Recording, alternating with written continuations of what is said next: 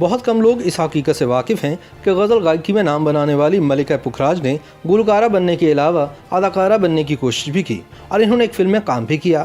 اس مقصد کو پانے کے لیے انہوں نے لاہور سے ممبئی کا سفر طے کیا اور باقاعدہ ایک فلم بھی سائن کی، جس کا ایک گانا ریکارڈ کرانے کے بعد وہ اس میں اداکاری کرتی بھی نظر آئیں، لیکن پھر وہ اس کام سے تنگ آ گئیں اور اکتاہٹ کا شکار ہو گئے۔ ان کا کہنا تھا کہ اداکاری انتہائی بیزار کن اور وقت طلب کام ہے جو ان کے مزاج کے بالکل خلاف ہے۔ اسی بنا پر انہوں نے اس فلم کو ادھورا چھوڑا اور واپس لاہور آ گئے۔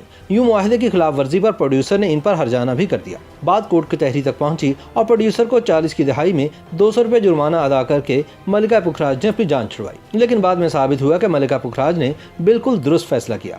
یہ کہا جائے تو غلط نہ ہوگا کہ ملکہ پکھراج کے سامنے سر ہاتھ باندھے کھڑے ہوتے تھے اور وہ جو بھی گنگناتی سننے والوں کے ذہنوں پر نقش ہو جاتا۔ پکے راگ ہوں یا لوگ دھنے، ملکہ پکھراج کی ترنم بھری آواز جلترنگ چھیڑ دیتی۔ ان کا تعلق کشمیر سے تھا۔ موسیقار گھرانے میں آنکھ کھولی تو سر اور تال کی سمجھ بوجھ بچپن سے ہی خوب آتی گئی۔ کشمیری راجہ ہری سنگھ کے دربار میں راگنیوں کے پھول کھلائے ملکہ پکھراج ڈوگری اور پہاڑی زبانوں میں نغمہ سرائی کرتیں تو دربار ان کی کھنک اور پاٹدار آواز کی وجہ سے گونج اٹھتا۔ تاہم ایک وقت آیا جب انہیں احساس ہوا کہ بہتر مستقبل اور شہرت کے لیے انہیں وادی کی تنگ فضاؤں سے نکلنا پڑے گا۔ انہوں نے اپنے آبائی علاقے ہمیرپور صدر کو چھوڑ کر دہلی اور ممبئی کا رخ کیا۔ خوش قسمتی کہیے کہ گلوکاری کی ابتدائی تعلیم بڑے غلام علی خان کے والد علی بخش سے حاصل کی، جنہوں نے ملکہ پکھراج کی گلوکاری کی خامیوں کو دور کیا۔ یہی نہیں، خان صاحب، اختر حسین اور عاشق علی جیسے موسیقاروں کی سنگت بھی رہی۔ سونے پر سہاگا یہ کہ شریک سفر کے لیے جس شخصیت یعنی شبیر حسین شاہ کا انتخاب کیا وہ فنون لطیفہ اور موسیقی کی خاص سمجھ بوجھ رکھتے تھے۔ ملکہ پکھراج کا کہنا تھا کہ شاہ جی اگر نہ ہوتے تو ممکن ہے کہ وہ گلوکاری میں بھی یہ مقام نہ پاتی، کیونکہ وہ ہر مرحلے پر ان کی حوصلہ افزائی اور رہنمائی کرتے، چاہے اسٹوڈیو لانا لے جانا ہو یا پھر کسی اور شہر۔ ملکہ پکھراج کا شریک سفر ہونے کا انہوں نے بھرپور اور مثالی حق ادا کیا۔ شبیر حسین شاہ نے جھوک سیال بھی تحریر کیا، جسے ڈرامائی شکل میں پاکستان ٹیلی ویژن پر پیش کیا گیا۔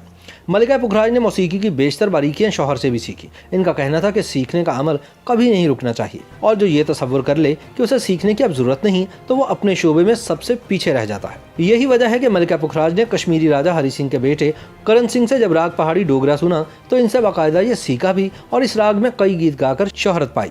یہی نہیں، ملکہ پکھراج نے تو گلوکارہ ریشما اور استاد مہدی حسن خان کی سنگت اختیار کر کے جو کچھ ان کے پاس ہنر اور فن تھا اس کو ذہن نشین کرنے کی کامیاب کوشش کی۔ ملکہ پکھراج کے مطابق لطف اس وقت زیادہ آتا ہے جب گانا دوسروں کو پسند آئے، اس لیے انہوں نے ساری زندگی ایسی غزلوں اور کلام کا انتخاب کیا جو وہ سمجھتی تھیں کہ سننے والوں کے دلوں پر اثر کر جائیں گی۔ ملکہ پکھراج کے شوہر شبیر حسین شاہ خود ادبی محفلوں کی جان رہے تھے۔ اسی بنا پر ان کے گھر میں فیض احمد فیض، حفیظ جلندری کا آنا جانا ہوتا، جن کی صحبت میں بیٹھ کر ملکہ پکھراج کو بھی بہترین کلام کے انتخاب میں آسانی ہوتی ہے۔ ایک قیاس تو یہ بھی ہے کہ حفیظ جلندری نے ملکہ پکھراج کو ہی ذہن میں رکھ کر اپنا شہرہ آفاق گیت ابھی تو میں جوان ہوں لکھا۔ اس رسیلے گیت نے ملکہ پکھراج ہی نہیں، ان کی صاحبزادی طاہرہ سید کی شہرت میں بھی اضافہ کیا۔ ملکہ پکھراج کی بڑی خواہش تھی کہ ان کی بڑی بیٹی تسنیم ان کے فن کو آگے بڑھائیں۔ اس کوشش میں ان پر سختی بھی کی گئی، لیکن وہ گانا نہ سیکھ پائیں۔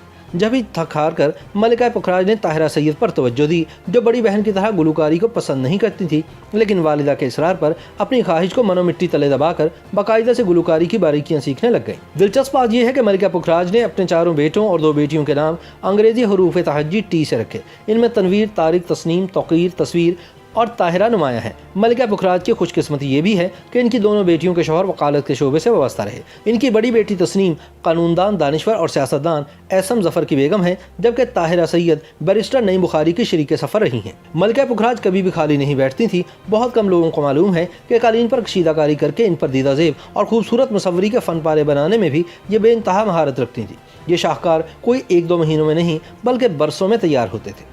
دستکاری کے ان فن پاروں کی نمائش طاہرہ سید نے 90 کی دہائی میں الحمرہ ہال لاہور میں بھی کروائی۔ اس کے علاوہ ملکہ پکھراج گھر میں بھی اسٹف ٹوائز تیار کرتی اور پوتے پوتیوں کو بطور تحفہ دیا کرتی تھی۔ طاہرہ سید کا کہنا ہے کہ والدہ ہمیشہ کہا کرتی کہ گانا سنانا ہے، دکھانا نہیں، اسی لیے وہ دوران گلوکاری کندھوں، آنکھوں اور سر کو ہلانے سے سختی کے ساتھ منع کرتی۔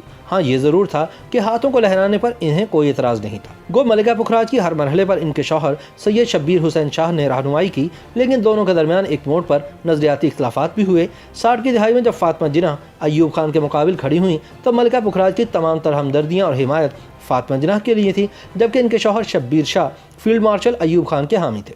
دونوں کے درمیان گھر میں بحث و مباحثہ ہوتا اور اپنے اپنے امیدوار کے لیے گرما گرم تبصرے بھی ہوتے۔ YouTube पर गूगली न्यूज देखने के लिए youtube.com की सर्च बार में गूगली न्यूज टीवी टाइप करें। गूगली न्यूज के पेज पर सुर्ख रंग के सब्सक्रिप्शन वाले बटन पर क्लिक करना ना भूलिए। YouTube पेज पर अपलोड होने वाली वीडियो से बाखबर रहने के लिए बेल आइकन पर क्लिक कीजिए। आपको हर नई वीडियो के बारे में नोटिफिकेशन मौसूल हो जाएगा।